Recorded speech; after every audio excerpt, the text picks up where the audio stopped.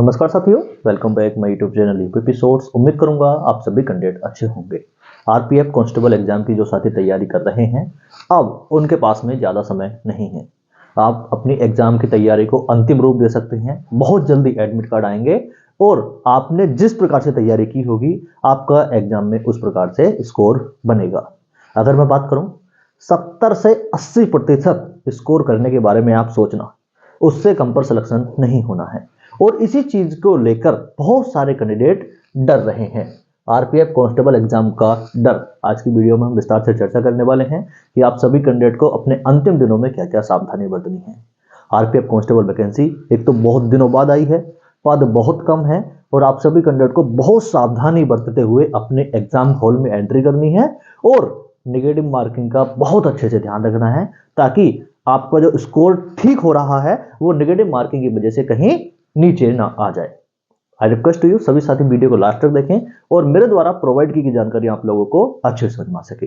मैं बात कर रहा हूं आरपीएफ कांस्टेबल की, लेकिन ये जो चीजें हैं वो सभी एग्जामिनेशन हॉल में एंट्री करने से पहले आप सभी कैंडिडेट के दिमाग में आती हैं, तो सभी साथी इस वीडियो को देख सकते हैं और शेयर कर सकते हैं। सबसे पहले मैंने बात की है आरपीएफ कांस्टेबल एग्जाम का डर।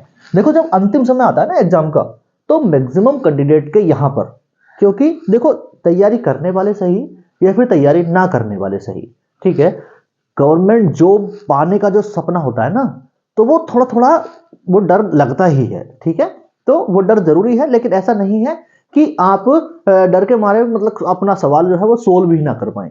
ठीक है, तो जो सवाल आपके एग्जाम पेपर में आने वाले हैं या फिर ऑनलाइन जब एग्जाम होगा तो जो आप कंप्यूटर स्क्रीन देखेंगे, ऐसा नहीं करना है कि आप अपने जो क्वेश्चन है वो ठीक से सोल्व ना कर पाए, उतना भी नहीं डरना है। ठीक है, फ्री माइंड अपने एग्जामिनेशन हॉल में एंट्री करनी है और उस डर को खत्म करना है और अपने जो एग्जाम पेपर है उसको सोल्व करना है बहुत अच्छे से। आगे, प्रैक्टिस नहीं तो डर जरूरी है। अगर आपने बहुत अच्छे से प्रैक्टिस नहीं की होगी तो आपको डर लग रहा होगा, या फिर आप बिल्कुल कई बार पॉइंट से या बहुत थोड़े मार्जिन से कहीं फाइनल सिलेक्शन से रह जाते हो, तब भी डर लगता है। ठीक है, लेकिन ज्यादा नहीं डरना है, जीवन में ये सब चीजें चलती रहती हैं, डर के आगे जीत है, आपने देखा होगा। बाकी आप सभी कैंडिडेट को जिस प्रकार से आपने प्रैक्टिस की है, जिस प्रकार से आपके टीचरों ने आपको पढ़ाया है, उसी प्रकार के क्वेश्चन आने हैं, ये बात बिल्कुल ठीक है, लेकिन सोल्व आप किस तरीके से करते हो ये बहुत जरूरी है, क्योंकि time management is most important. ठीक है, रेलवे की आरपीएफ हो, चाहे वो ग्रुप डी हो, चाहे वो एनटीपीसी हो, ठीक है, ऑनलाइन एग्जाम होता है, टाइम की बहुत बड़ी चिंता आपको करनी है। ठीक है, टाइम कहीं आपका कम ना पड़ जाए, तो उस टाइम मैनेजमेंट को बहुत अच्छे से ध्यान रखना है। मैक्सिमम प्रैक्टिस करें ताकि आप टाइम मैनेजमेंट कर सके उस प्रैक्टिस सेट के अंदर। आगे, डर नहीं तो ओवर कॉन्फिडेंस नहीं। जिस कैंडिडेट को डर नहीं लग रहा है तो वो कैंडिडेट ओवर कॉन्फिडेंस में भी ना रहे। ठीक है, डर लग रहा है बहुत अच्छी बात है, लेकिन अगर डर नहीं लग रहा है तो आप ओवर कॉन्फिडेंस में ना रहें। उससे क्या होता है, जो सवाल हमको आते हैं ना, हम वो भी गलत कर देते हैं ओवर कॉन्फिडेंस में। तो ओवर कॉन्फिडेंस नहीं करना है। आप सभी कैंडिडेट को शालीनता के साथ, नम्र रहते हुए अपने एग्जामिनेशन हॉल में एंट्री करनी है और अपना सोल्व करना है एग्जाम। ठीक, आगे, ऑनलाइन एग्जाम है, टाइम की चिंता करनी है। मैंने पहले ही बात की है, ऑनलाइन एग्जाम है, बहुत सारे कैंडिडेट ऑनलाइन एग्जाम की तैयारी ही नहीं करते हैं, वो ऑफलाइन ही पढ़ते रहते हैं। ठीक है, और बहुत सारे कैंडिडेट को पता ही नहीं होता कि ऑनलाइन एग्जाम होना है। I request you, online exam है, आप सभी कैंडिडेट को बहुत अच्छे से कंप्यूटर पे ही अपनी तैयारी करनी है। ठीक है, आगे, सबसे पहले किस टॉपिक को सोल्व करना है। देखो, दो चीजें होती हैं। जब कंप्यूटर पर ऑनलाइन एग्जाम होता है तो वहां पर स्लाइड खुलती हैं। ठीक है, आप जोन से स्लाइड को सिलेक्ट करेंगे वो क्वेश्चन पे पहले खुल जाएंगे। ठीक है, लेकिन ऐसा नहीं है, एक नंबर का क्वेश्चन आएगा तो वो एक नंबर का ही करना पड़ेगा। ठीक है, स्लाइड खुलेंगी चार स्लाइड में आप सबसे पहले मैथ चाहो तो मैथ कर सकते हो, रीजनिंग है और जीके जीएस साइंस आप अलग अलग प्रकार से कर सकते हो। लेकिन ऐसा नहीं है कि आप एक क्वेश्चन को स्किप करके दूसरा कर लो फिर बाद में आके वापस कर लेंगे, ऐसा नहीं है। ठीक है, आप जो चाहो वो कर सकते हो, लेकिन कई बार कुछ जगह ऐसा होता है कि जो क्वेश्चन खुल गया आपको वहीं से सोल्व करना है। ठीक है, और बहुत अच्छे से आपको विभिन्न प्रकार की प्रैक्टिस करके जाना है ताकि किसी भी प्रकार की एग्जामिनेशन हॉल में आपको कोई भी दिक्कत ना आए। आगे, नेगेटिव मार्किंग का ध्यान रखें। यह भी बात मैंने सबसे पहले कर ली है आप सभी कैंडिडेट के लिए। आरपीएफ कांस्टेबल वाले जितने भी साथी हैं या फिर जिस भी एग्जाम में नेगेटिव मार्किंग होती है, तो आप अपने सही क्वेश्चन को कोशिश करें ज्यादा से ज्यादा और गलत क्वेश्चन को कोशिश करें कि मैं ना ही करूं। ठीक है, जिस क्वेश्चन में 50% से ज्यादा डाउट हो उसको छुए ही ना, करे ही ना। बाकी बात आती है 50-50 की, तो आप 4 से 8 क्वेश्चन, मैं ये मानता हूं 50-50 वाले 4 से 8 क्वेश्चन आप कर सकते हो। ठीक है, 50-50 के चांस में आपको जो सही होने के चांस है वो ज्यादा रहते हैं। 50% से ज्यादा का चांस अगर आपको लग रहा है तो आपको गलत होने का तो नहीं करना वो क्वेश्चन। ठीक है, जिससे नेगेटिव मार्किंग में आपको दिक्कत आ सकती है। आगे, रीजनिंग में ज्यादा समय नहीं लगाएं। जो कैंडिडेट ऐसा मानते हैं कि रीजनिंग में टाइम नहीं लगता है, रीजनिंग तो बहुत आसान होती है, हम बहुत अच्छे से सोल्व कर लेते हैं, मैं एक चीज बता दूं, आपको पता भी नहीं चलता है रीजनिंग के सवाल सोल्व करने में और टाइम कब निकल जाता है। ठीक है, रीजनिंग के सवालों को सोल्व करने में मैथ से ज्यादा समय लगता है, मैं आप सभी कैंडिडेट को बता दूं। तो रीजनिंग में ज्यादा टाइम ना लगाएं, आपको और पेपर में बाकी एग्जाम में जो क्वेश्चन आएंगे ना वो भी आपको सोल्व करने हैं।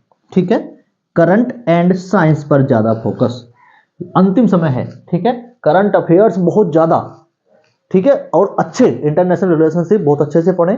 नए जो आविष्कार हैं, नए अगर मैं बात करूं नोबेल प्राइज हैं, नए विभिन्न प्रतियोगिता जो हुई हैं, ओलंपिक बहुत अच्छे से याद कर लें आप। आरपीएफ कांस्टेबल वाले ध्यान देंगे, ओलंपिक से एक क्वेश्चन जरूर आएगा, भारत कौन से स्थान पर रहा, कौन कौन किसने कौन सा पदक जीता, पैरा ओलंपिक से भी क्वेश्चन आ सकता है। ठीक है, आप इस चीज को ध्यान रखेंगे, बहुत अच्छे से करंट अफेयर्स और साइंस पर फोकस करेंगे। साइंस में एक चीज मैं बता दूं, बहुत सारे कैंडिडेट को पता नहीं होगा, जो डेरिवेशन बनाते थे हम 10th 11 और 12th में, उससे भी क्वेश्चन आ सकता है। ठीक है, कुछ गणितीय गणनाएं दे रखी होंगी और सूत्र के माध्यम से उनका सॉल्यूशन करवा रहा होगा। ठीक है, तो इस प्रकार से आपको आरपीएफ कांस्टेबल में आपके क्वेश्चन देखने को मिल सकते हैं, तो आपको बहुत अच्छे से उनको सॉल्व करना ताकि कोई भी दिक्कत ना हो। एग्जाम के बाद फिजिकल शुरू कर देना, आप सभी कैंडिडेट को बता दूं, जिस कैंडिडेट का एग्जाम होता रहेगा तो वो सभी साथी फिजिकल अपना स्टार्ट कर देंगे। आरपीएफ कांस्टेबल एग्जाम से ज्यादा जरूरी होता है आरपीएफ का फिजिकल।